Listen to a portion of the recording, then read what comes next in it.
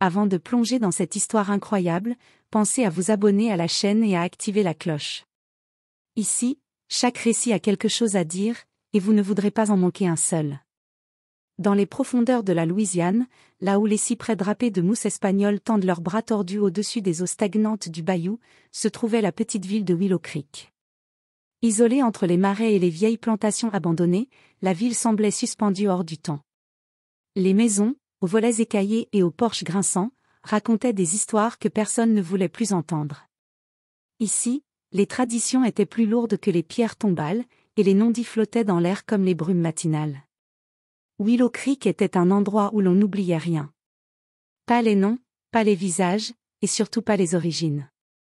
Les regards y étaient comme des lames, ils découpaient, classaient, rejetaient. Et les rumeurs, elles, s'envolaient plus vite qu'un feu de paille. Il suffisait d'un soupir mal interprété, d'un regard de travers, d'un silence trop long pour que l'on vous étiquette à jamais. Dans ce monde figé, le changement était une menace, et les étrangers, des intrus. C'est là qu'était venue vivre Maya Anderson, une femme noire dans la trentaine, originaire de Chicago, grande, fine, les yeux sombres et profonds comme le fleuve Mississippi. Elle marchait droit, parlait peu, et portait toujours des robes simples, presque anciennes, comme si elle voulait se fondre dans les souvenirs de la terre.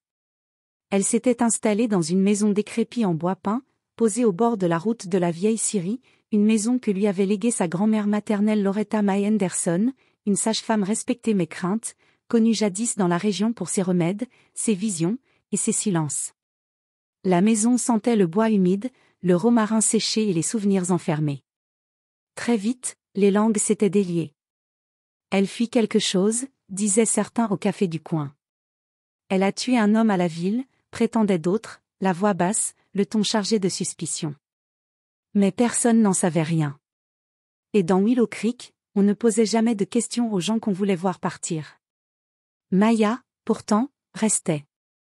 Elle avait trouvé un poste de bibliothécaire à l'école du comté, un bâtiment modeste mais bien entretenu, où les enfants venaient plus pour l'air conditionné que pour les livres. Elle arrivait tôt, partait tard, rangeait les rayons avec soin, lisait dans un vieux fauteuil près de la fenêtre, et saluait toujours avec un sourire poli, distant mais sincère. Elle parlait peu.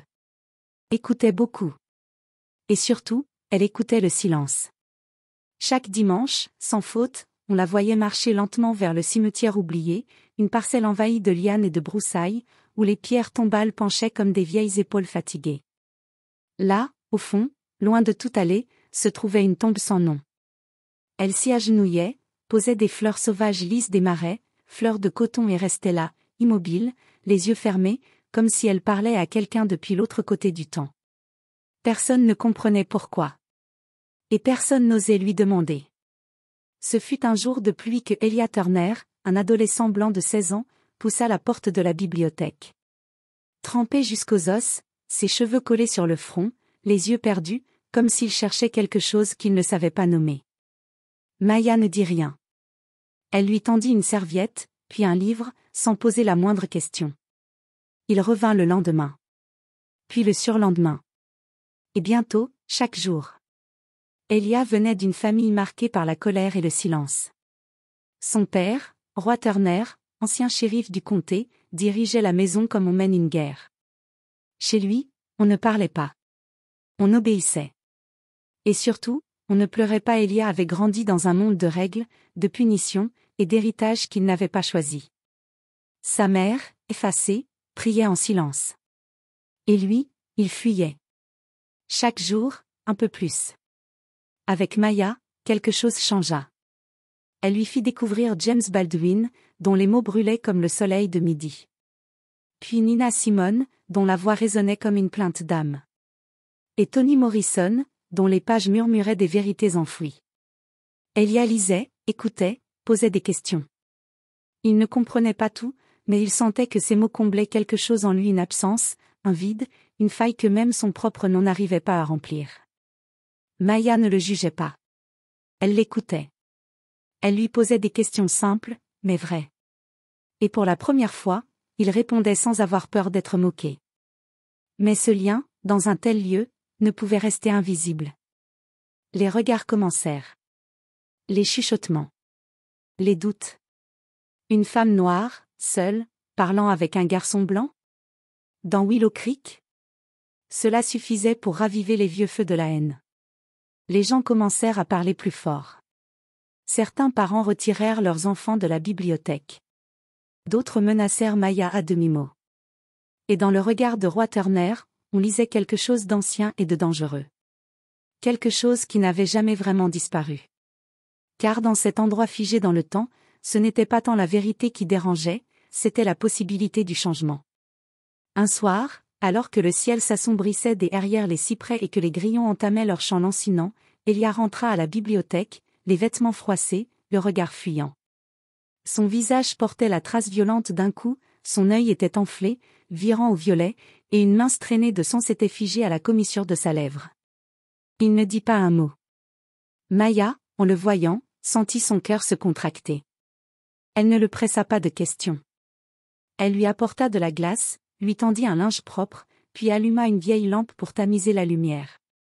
Et puis, il tomba sur un rapport daté de 1984. Quelques pages seulement. Un corps retrouvé dans le marais. Un garçon noir, adolescent. Aucun nom. Cause de la mort, indéterminée. L'affaire, classée sans suite au bout de 2 semaines. David reconnut immédiatement ce qu'il lisait. Le garçon, c'était Malik. Le frère de Maya. Celui dont elle ne parlait jamais. Celui pour qui elle déposait des fleurs chaque dimanche. Celui qu'on avait oublié, rayé, effacé du livre de l'histoire locale. Maya n'était pas venue fuir. Elle était venue comprendre. Retrouver. Porteur plainte contre le silence. Et la vérité était là, depuis toujours, enterrée dans la terre humide de Willow Creek, dans la peur complice de ses habitants, dans les archives ignorées, dans les regards qui n'ont jamais voulu voir. Ce n'est qu'1 heure plus tard qu'il murmura, la gorge nouée. C'est mon père? Il m'a frappé. Parce que j'étais ici. Avec toi. Roi Turner, ancien shérif du comté, était connu pour son autorité brutale et son passé trouble. Un homme pétri de préjugés, forgé dans une époque où la loi n'était qu'un outil entre les mains des puissants. Il n'avait jamais accepté que son fils, son sang, fréquente une femme noire, et encore moins qu'il pense, qu'il lise, qu'il commence à remettre en question tout ce qu'on lui avait enseigné. Cette nuit-là, Elia ne rentra pas chez lui. Il resta à la bibliothèque, endormi dans l'un des recoins entre les rayons. Maya veilla sur lui comme une louve sur un petit blessé. Mais le lendemain matin, il n'était plus là. Disparu. Le bruit courut dans toute la ville aussi vite que le vent dans les champs de canne. Les rumeurs explosèrent. Certains disaient qu'il avait été vu près du marais, d'autres prétendaient l'avoir entendu hurler au milieu de la nuit. La vérité, comme toujours, se diluait dans la peur et le racisme latent. Et puis, sans attendre la moindre enquête, Roi Turner lança l'accusation qui fit trembler Willow Creek. Maya Henderson avait kidnappé son fils. Sans mandat, sans preuve, la police débarqua chez elle à l'aube. Ils brisèrent la porte. Ils fouillèrent chaque pièce, jetèrent ses livres au sol, éventrèrent ses tiroirs, retournèrent ses affaires avec une brutalité froide. Maya, en pyjama, fut traînée dehors, menottée, alors que les voisins, postés à leurs fenêtres, observaient en silence. Certains filmaient. D'autres souriaient, comme si une injustice ancienne venait d'être rétablie. Devant la mairie, on la fit monter dans la voiture de patrouille comme une criminelle. Les caméras locales, alertées par Roy lui-même, étaient là. Le maire fit une déclaration hypocrite appelant à la vigilance communautaire. Les journaux titrèrent « Une bibliothécaire sous les verrous ». Mais ce qu'ils ignoraient tous, c'est que Maya n'était pas venue à Willow Creek sans précaution. Elle savait que cette ville portait des cicatrices ouvertes. Elle avait installé une caméra discrète dans sa maison, un vieux modèle à détection de mouvement que lui avait offert un ami de Chicago, juste avant son départ. Et surtout, elle avait déjà contacté cet ami, bien avant les événements, pressentant que quelque chose viendrait la chercher. Son nom était David Reeves.